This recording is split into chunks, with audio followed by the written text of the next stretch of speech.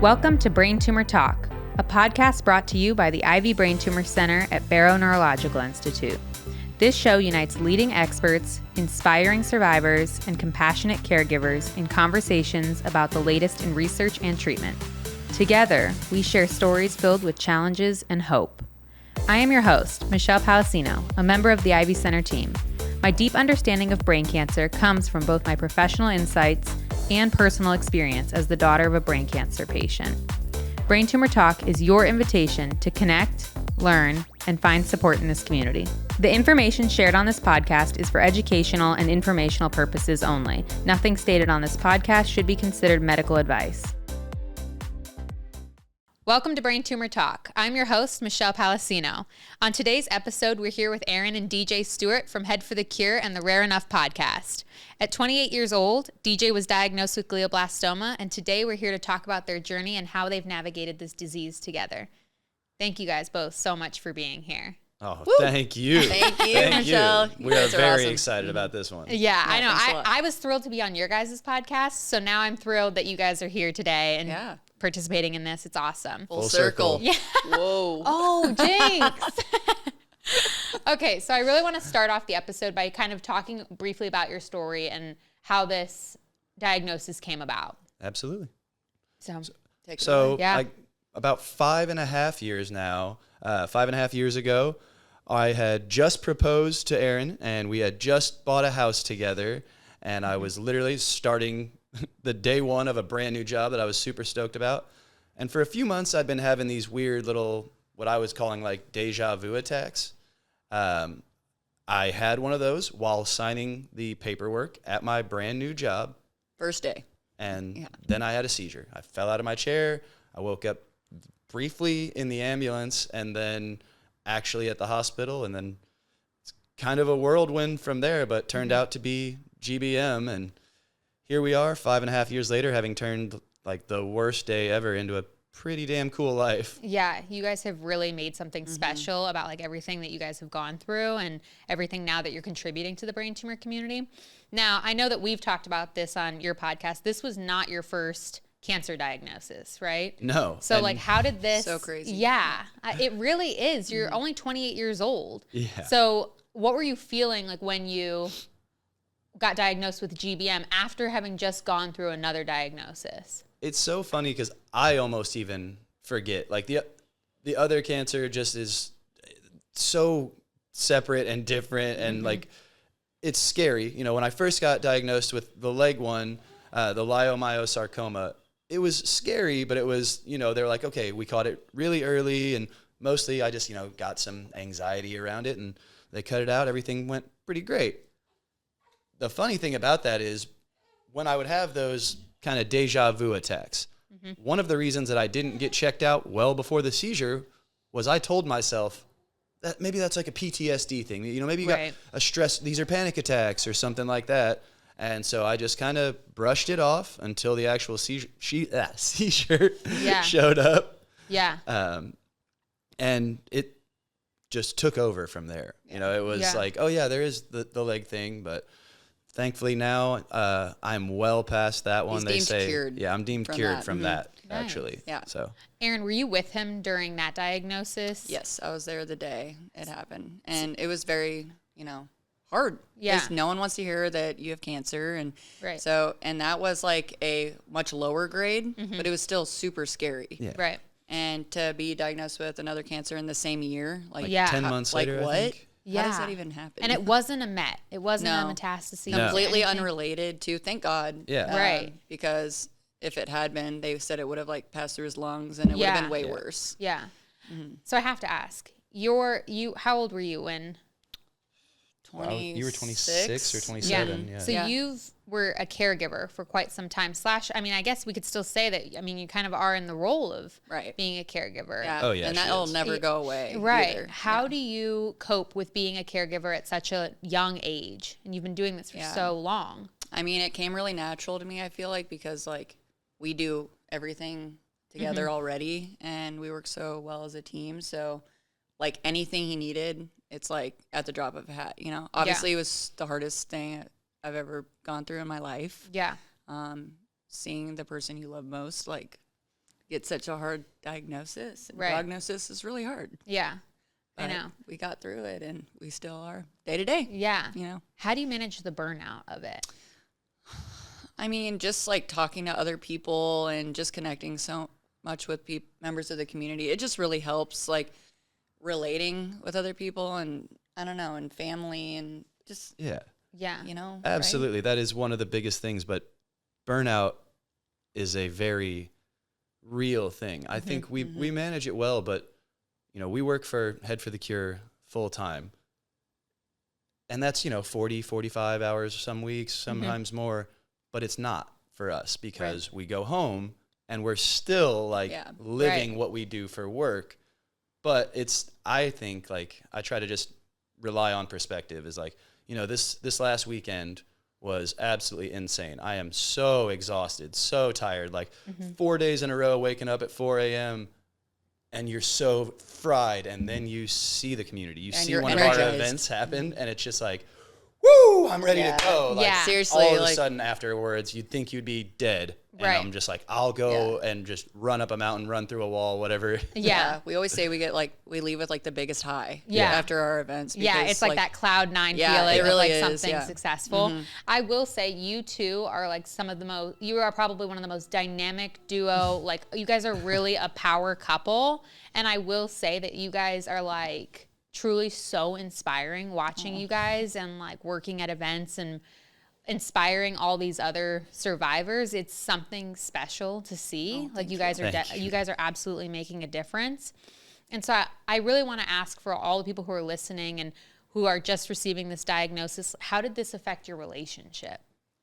I feel like it brought us way closer. Like we really leaned on each other in the hardest of times, and it really like just, Yeah, it gives you a different perspective on everything. Every day becomes, it's super cliche or whatever, but every day just becomes a little bit more important than, you know what I mean? Yeah. When you don't know what tomorrow like really has, it's like, do we really need to argue about that? Right. Or like it, Exactly. It's and like, I think we communicate a lot more because we just didn't know. And if I'm being honest, it made me like a better guy. Right. Honestly. I was a little turd before the diagnosis. I doubt feel that was true. Oh, she Erin will would attest. not pick a little turd. Oh, no, it was what endeared her to me. Yeah. I feel like a lot of people struggle with like navigating really challenging conversations. Right. How did you guys overcome that? Or was this something that you guys kind of always had in your relationship? We've always been like that, like just overly communicative. Is that the word? Yeah. We moved in together after being like together for a couple weeks. Like, it was wild. So we just always like, and then. So there was no honeymoon stage really. So like, immediately, we're still in it. Immediately, like, what they want, what they don't want. Yeah, we know each other so well that it becomes like second nature. Right. And it made it easy that DJ was so aggressive with like his treatment. So I didn't have to be like, hey, can we please try this? Right. To like better the odds, better his chances. But he was like, I want to do everything. I want to do anything I can. Like, you know. Yeah. Did you feel like you guys were advocating for like every option that there possibly was, or did it really come down to like you guys trusted your physicians and just kind of like sat? Can I answer this one? Sure, baby. I feel like since there's not enough people know about, like a lot of the times we would ask his doctor like, hey, what about this? What about this? And they'd be like, well, we don't know enough to like recommend that. Like the Optune, for example. Right. Like, and they would be like, I mean, I guess you could try it. And we were like, okay, I guess. Yeah. So we did have to advocate for ourselves a lot on his treatment. Like we did the Gamma Knife, but no one told us to. Right. The Optune, no one told us to do that. Right. It was just the standard of care, you know, like the chemo radiation that. Exactly. And if we always had to bring anything up and you could, I guess like. And thankfully now the Optune is considered standard of care, right? So. But early on, for lack of a better way of saying it, I kind of got the feeling, and I'm sure that other people out there have, it's a bummer, but I got the feeling they're like, yeah, do whatever you want. You're done. Yeah. Like, yeah. You He don't always have a said chance. like, they think I'm going to die soon. So. Yeah. So they would just say like, yeah, man, go do whatever. Yeah. Whatever you think works best. I was expecting a little more confidence in that. Like, I know. You want somebody who's going to like advocate and who knows what they're 100%. right, and somebody that you guys trust. Yeah. How did you find the resources? Because I'm sure that there are like, I mean, I was very fortunate in my experience of like working here. Yeah. But like, I don't know how, I always think this, like one of the reasons this podcast came about is because a lot of patients and families are in like these rural areas and they don't have the access to resources that I was extremely fortunate to have with like my family and us going through this. And I kept thinking like, how are people doing this who don't have, unless you're like on WebMD, but then you end up going into like this spiral. So like, how did you guys find all of these resources? Well, I wish that I could say that I had a lot to do with it, but I don't. Although I was willing to do whatever, anytime, anywhere. Yeah. Erin and my mom did his mom. everything. They bulldogged their ways. She's a powerhouse, like for sure. They found doctors' personal numbers and stuff. Like, you're gonna sit down and you're gonna talk to my son. And that's just what they did. And they were like, hey, you know what? We're taking you here. We're taking you there. We're gonna talk about this. And I'm like, well, let's party. Yeah. I have to say, like, the caregivers are such heroes. You know, you guys are like the pharmacists, the doctors. You guys are wearing everything. so For many sure. hats. It's And they say caregivers need caregivers also. Yeah. So like his mom definitely was like that for me. And like the caregiver needs the support system too, you know? Yeah. Everybody like is like, oh, you're so strong. You're so strong. If the roles were reversed, there is no way in hell that I'm as strong as she is. Like I could not imagine having her.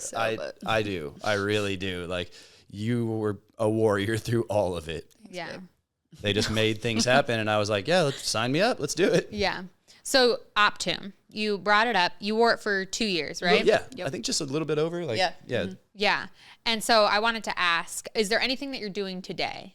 Just being awesome. His anti-seizure meds. That's it. Yeah, I'm still on the Keppra. Probably always will be because of the location of my tumor, especially. Yeah. MRIs now, they said I could go 6 months. I was like, but I'm crazy and said 3 months. See, we landed on 4. Oh, okay. Yeah, I find reassurance though. I know, like I used to get this paralyzing anxiety about like the scan. Yeah, the scans. Yeah. But I also found reassurance in having them more frequently. Right. So it was like a with the aggressive nature of the GBM, like. A lot can happen in a few months. Right. I need to know that. Right. And like even like the slightest changes, right? I was like, well, is this something that we should worry about? And then I would only be thinking about like, okay, well, we have 6 weeks until we like actually find out. Right. So I do completely get that. But so I do want to kind of pivot for a second and talk to you, DJ, about, you know, we know that you're very passionate about skateboarding and you're extremely positive. And I just want to know, like, how did skateboarding really impact your approach to recovery and just your overall well-being? Great question. That's an awesome question. I love any chance to talk about how much skateboarding has done for me because it's literally given me like everything in my life, including my smoking hot wife here. No, I'm serious. I know Erin because of her brother, who's an amazing skateboarder. Yeah. It just teaches you, like, the analogy I always use when people talk about skateboarding compared to other sports is like, most people, if you go into a basketball gym, within an hour, you can make a basket at the no problem, and kick a ball okay, and maybe hit a baseball out of 100.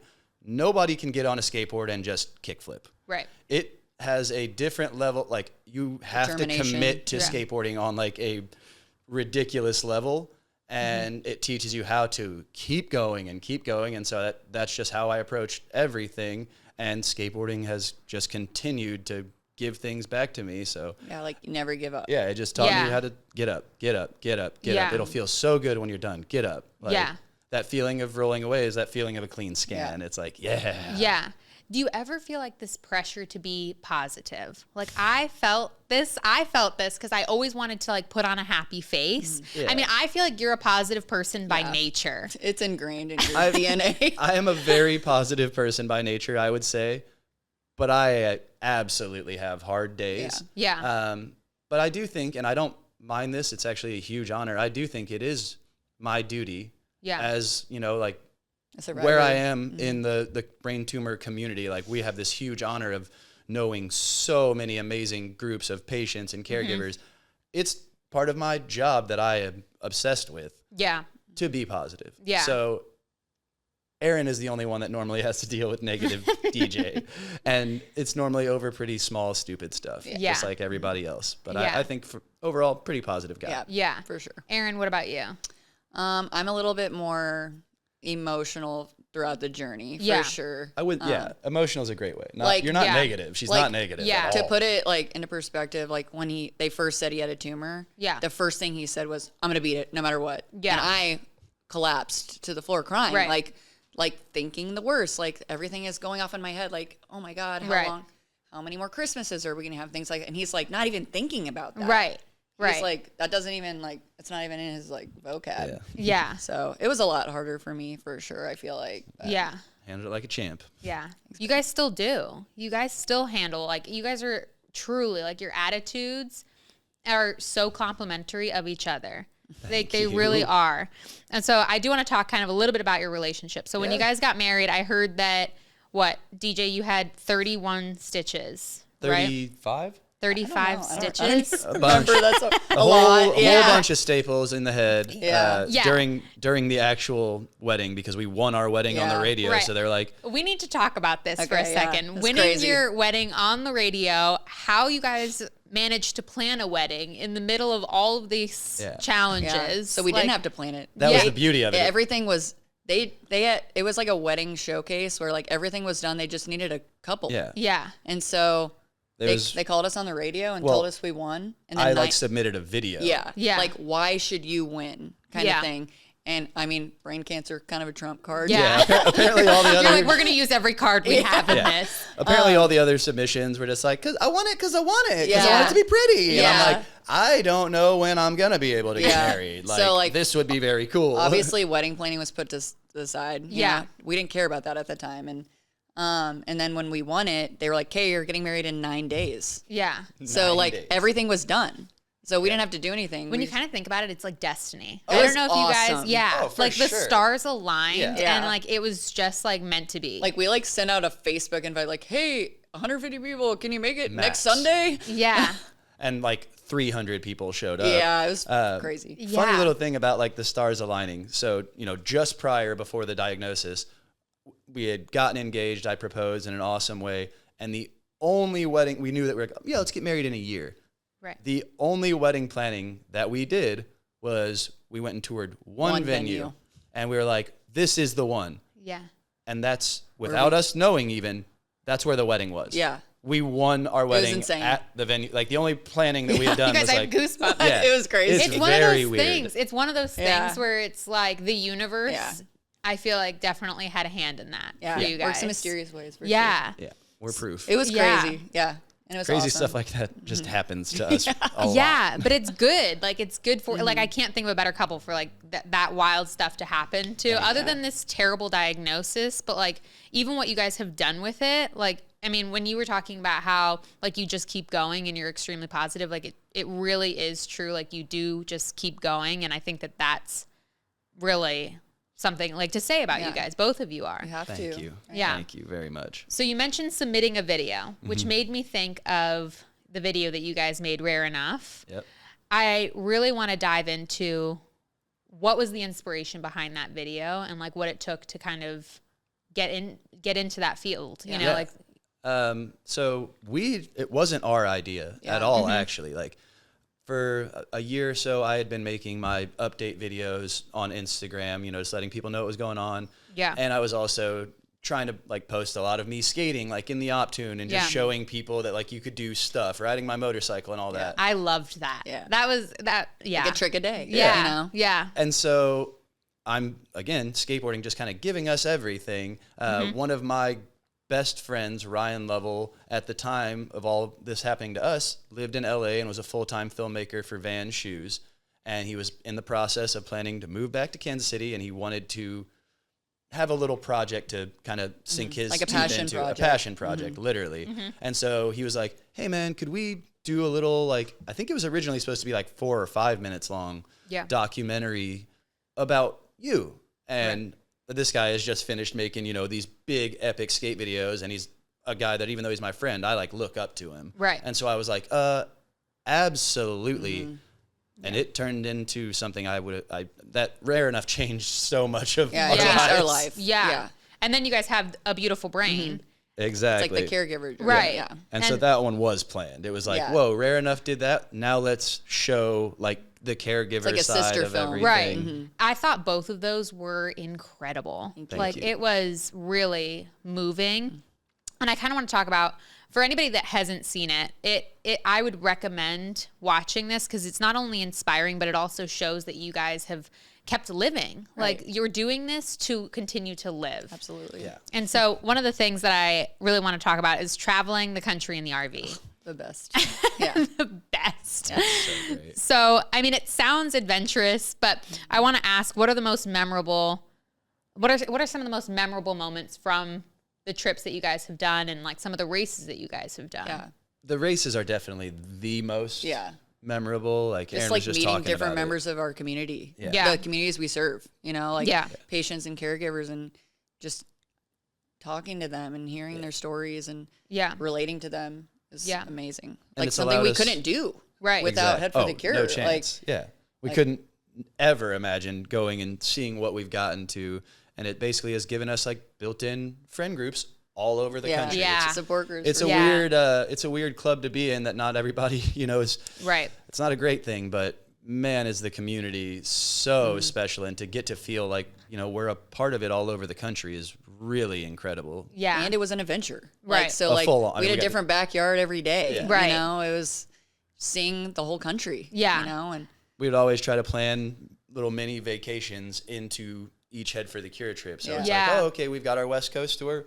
One year we did Moab on the way. And Right. the year after, just last year, we did the White Sands. Yeah. And it's just Yeah. like, wow, I can't believe that, like, yesterday we did this 5K that was the most incredible feeling thing, and then we're at this unreal backdrop the next day and just being like, we're calling this work? Yeah. So Wow. making the most out of our lives while also being able to like reach Make a members of the difference. brain Yeah. cancer communities, Right. Yeah. I mean, you Win-win. talked about like this club, and I totally resonate with this statement about like it's a club that nobody wants to be a part of, right?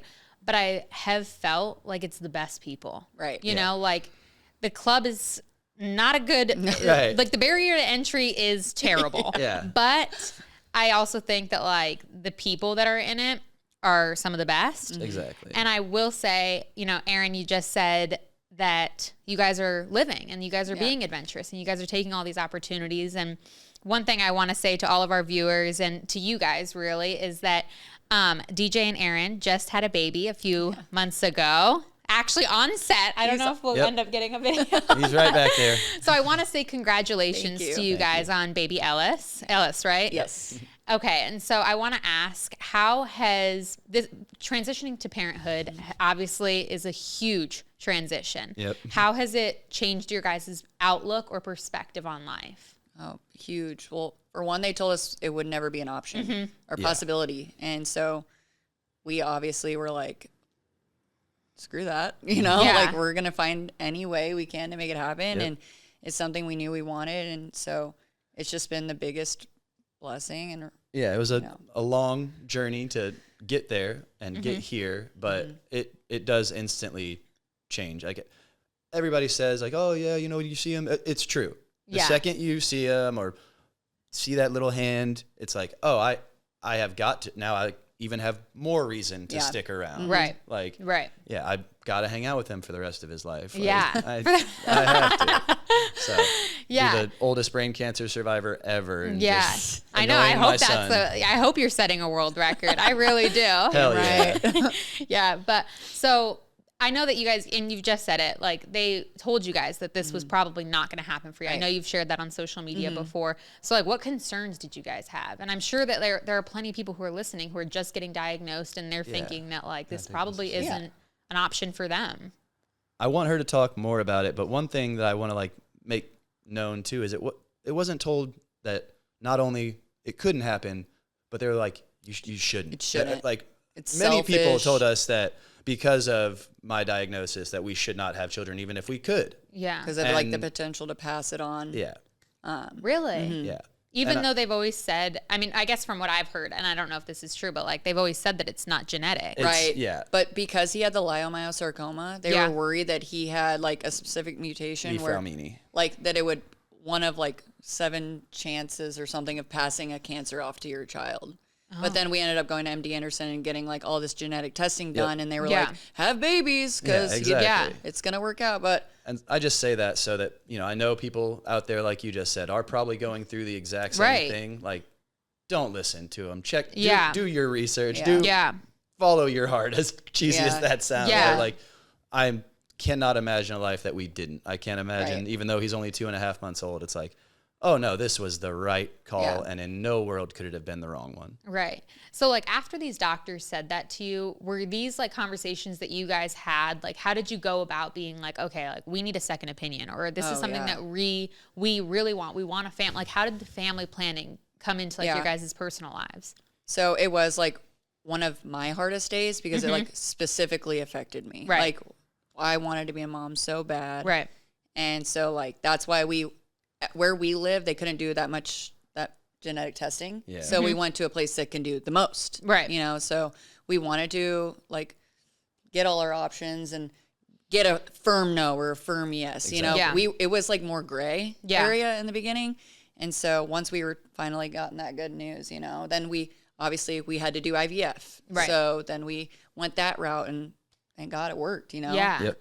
Yeah. And I can't think of two better people who would make excellent parents. And honestly, it's pretty fun. I feel like, and I know I've really harped on it on this episode about like how wonderful you two really are. But like when you guys were talking about your wedding, right? And you guys just posted on Facebook and you say 150 people and then 300 people show up. It was awesome. It's like nuts. They were like, do you care? We were like, I guess until the food and alcohol runs out. Right. Which was like 6 minutes. Like it's such a testament to like the community that you guys are a part of, and just like everything that, like how much people love you guys and like the impact that you guys make. It like really is a testament of like, and like I know that like honestly I'm always like, people like you guys should reproduce because you're creating great people, because you guys are great people. So thank you. That was incredibly sweet. Welcome to my TED Talk about like, let me get my shrine out of you two. Oh no. So I have to ask, like, what keeps you guys, I mean, I know it's obviously like part of being a community. It's a lot of different facets, but what really keeps you motivated for like spreading awareness about this disease? You know, you guys have done a lot of initiatives. You've done, you know, the Rare Enough. You have your own podcast. Like what keeps you motivated for really creating an awareness? I think, I mean, we've harped on this a lot, but here, I'll actually tell a little bit of the backstory. So when I started posting all like the updates on Instagram of like what was going on, a lot of people thought that I was doing that to like inspire others and everything like that. And that's obviously what I do it for now, but that's not how it started. Right. I got tired of telling the same story over and over. You know, we would go out and try to live a regular life, go to a restaurant or, you know, go to hang out with friends, and I would have to, you know, recite it all. Right. And then, you know, one of the first people I ever like met in the brain tumor community was actually a guy from overseas, and he was like, I just stumbled across your Instagram and it made me smile a lot, man. Like you made it, you know, making just a dumb joke about it or something. And I was like, whoa, that felt good. Yeah. I'm gonna do that more often then. And so selfishly, what started it was like the feeling of like connecting with these people and knowing that me making a light of the situation meant something to them was like, whoa, that's a crazy honor. I got to do that more. And that is what still keeps us going. It's the community, going to our events or doing things like this. Like, I'm calling this work right now. Right. And we'll spend hours like just people reaching out to us, like asking us about what we did treatment wise, asking us all the kinds of questions. And it's like you said earlier, it's like a huge honor. You know, that people are coming to us.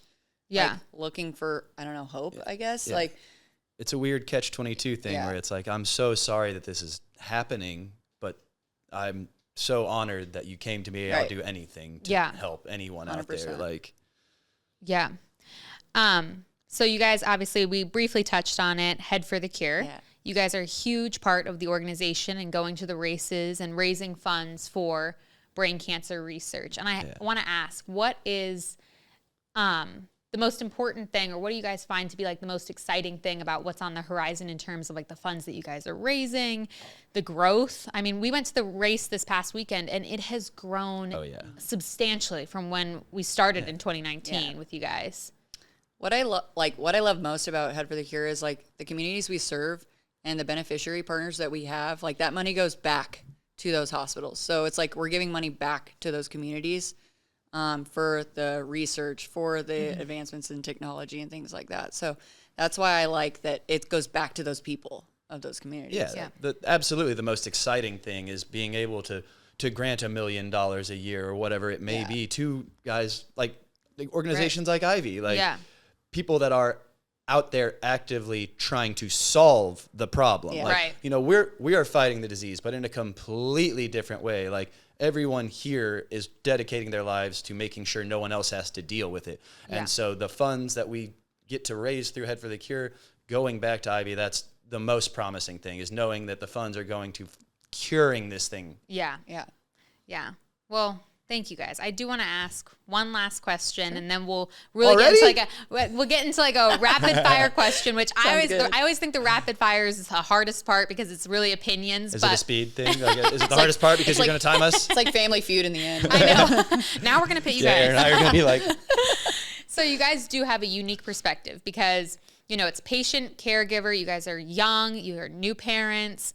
So I want to ask, what advice would you give to people who are listening to this podcast, both from a patient side and then also from a caregiver side?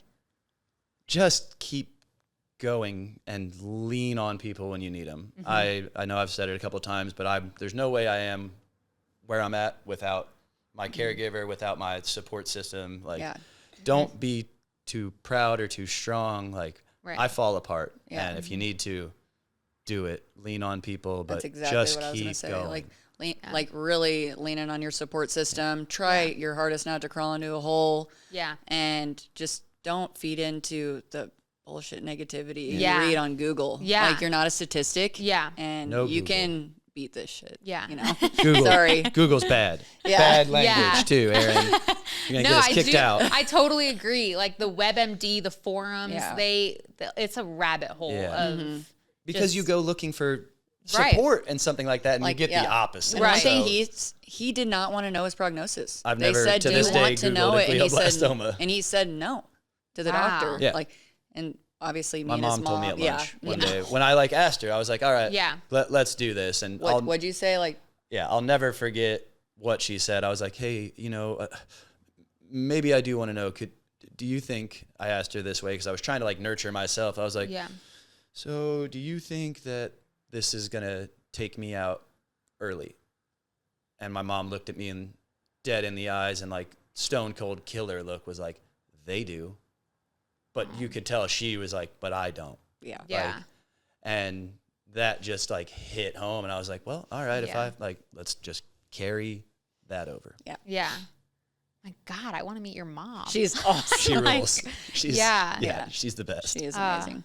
Man. Well, thank you guys. Thank you both for coming on this podcast and sharing your story and like for everything that you guys do for the brain tumor community. It's so meaningful for patients and caregivers. I don't have enough things to say about the impact that you guys are making. It's really incredible. Thanks for having us on this platform. Yeah. Share our story. You know. We're unbelievably grateful and so honored like that.